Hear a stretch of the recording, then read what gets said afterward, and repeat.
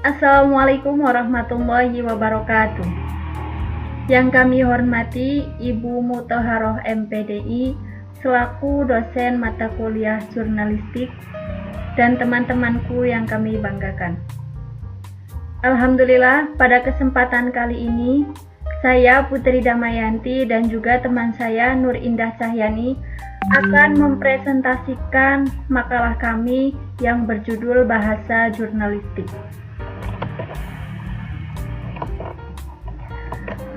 Ya, bahasa jurnalistik adalah gaya bahasa yang digunakan wartawan dalam menulis berita. Bahasa jurnalistik juga sering disebut dengan bahasa komunikasi massa, yakni bahasa yang digunakan dalam komunikasi melalui media massa, baik komunikasi lisan di media elektronik maupun komunikasi tertulis. Dengan cirinya yang khas yaitu singkat, padat, dan mudah dipahami. Menurut para ahli, salah satunya yaitu Rosihan Anwar, mengatakan bahwa bahasa yang digunakan oleh wartawan dinamakan bahasa pers atau bahasa jurnalistik. Bahasa pers ialah bahasa yang memiliki sifat-sifat khas, yaitu singkat, padat, sederhana, lancar, jelas, lugas, dan menarik.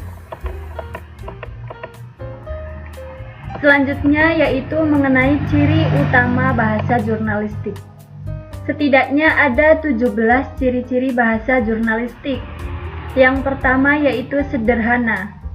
Artinya, bahasa yang digunakan dalam jurnalistik tidak menggunakan bahasa yang sulit atau rumit, sehingga sukar untuk dipahami para pembacanya atau pendengarnya. Kemudian ciri yang kedua bahasa jurnalistik adalah singkat. Ya, bahasa yang digunakan dalam jurnalistik itu tidak bertele-tele atau tidak menggunakan bahasa yang tidak dibutuhkan. Kemudian padat. Padat di sini artinya bahasa atau setiap komunikasi bahasa yang disampaikan nantinya semuanya mengandung bahasa yang menarik dan juga informatif, sehingga tidak ada bahasa yang tidak diperlukan. Kemudian selanjutnya yaitu lugas dan jelas, di mana bahasa jurnalistik ini tidak menggunakan bahasa yang mengandung dua makna atau ambigu, sehingga mudah dipahami oleh para pendengar atau pembaca berita. Kemudian bahasa jurnalistik juga bersifat jernih dan menarik. Ya, bahasa jurnalistik ini menarik agar pembaca atau pendengar tertarik dengan berita yang kita sampaikan. Kemudian demokratis.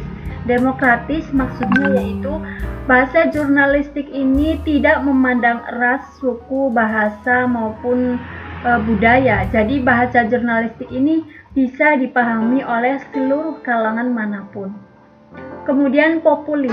Populis itu sama dengan populer, di mana bahasa ini dimengerti oleh semua kalangan.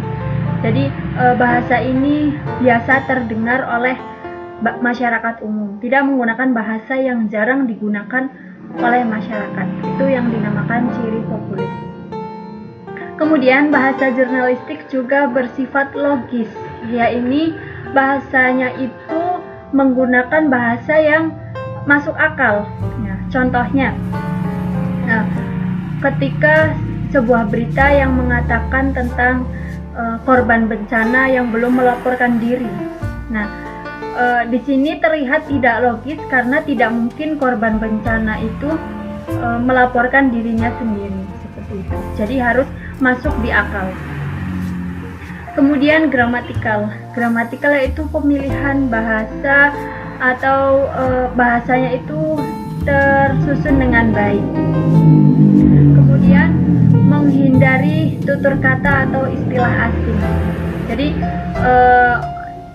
banyak yang digunakan oleh bahasa jurnalistik itu bahasa Indonesia yang baik. Jadi jarang menggunakan bahasa yang memang dari bahasa asing karena dikhawatirkan banyak masyarakat yang tidak mengetahui bahasa tersebut. Kemudian pilihan kata atau diksi yang tepat sehingga berita ini bisa tersampaikan dengan mudah dan dapat diterima oleh masyarakat. Kemudian menggunakan kalimat efektif, ya. Tentu saja dalam menyampaikan berita harus menggunakan kalimat efektif agar tidak bertele-tele. Kemudian menghindari kata atau istilah teknis. Kemudian yang selanjutnya yaitu bahasa pers. Roshin Anwar menyatakan bahwa bahasa yang digunakan wartawan adalah bahasa pers atau jurnalistik. Jadi bahasa pers dan juga bahasa jurnalistik itu hampir sama, yaitu sama-sama merupakan bahasa yang digunakan oleh wartawan dalam menyampaikan sebuah berita. Cirinya pun sama, yaitu menggunakan bahasa yang seperti tadi disampaikan dalam bahasa jurnalistik. Assalamualaikum warahmatullahi wabarakatuh. Perkenalkan, nama saya membahas tentang gaya bahasa wartawan dalam menulis berita. Berbicara tentang gaya bahasa sangat beragam. Hal itu disebabkan oleh dasar pengelolaannya yang berbeda. Karena tujuan gaya bahasa untuk menarik perhatian akan lebih jelas jika dasar yang digunakan adalah cara untuk mencapai tujuan itu. Ada beberapa cara untuk menarik perhatian, yaitu dengan mengulang, membandingkan, memperkatakan, atau memperkatakan baik isi maupun kata-katanya. Gaya bahasa, sebagian besar penulisan berita menggunakan gaya bahasa. Adapun macam-macam gaya bahasa. Yang pertama, gaya bahasa perbandingan di para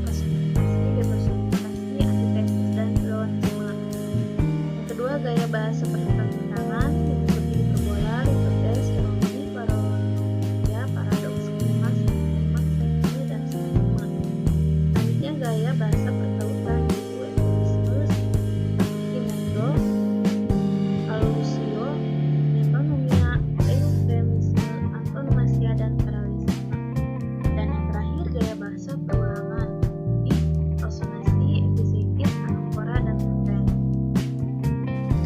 Dari keempat gaya bahasa tersebut, di sini saya akan mengambil salah satu contoh, eufemisme. Eufemisme ini menggunakan kata sopan atau sepadan yang lebih halus untuk mengganti kata yang kurang etis. Contohnya itu dalam berita perpolitikan, wartawan menggunakan gaya bahasa eufemisme ini. Contohnya itu dari kata korupsi dan kelaparan diganti menjadi komersialisasi jabatan dan kawan tangan. Jadi kata-kata yang kurang etis tersebut diganti menjadi komersialisasi jabatan dan kawan tangan. Karena bahasa eufemisme ini gaya bahasa yang sopan dan lebih halus. Oke, sahabat-sahabat, itu yang dapat saya sampaikan. Kurang lebih maaf.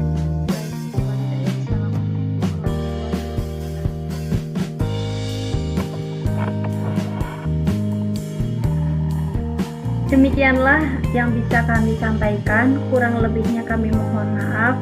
Kemudian barangkali kepada teman-teman yang ingin bertanya atau menambahkan pendapatnya, kami persilahkan. Kurang lebihnya mohon maaf. Akhir kata, wassalamualaikum warahmatullahi wabarakatuh.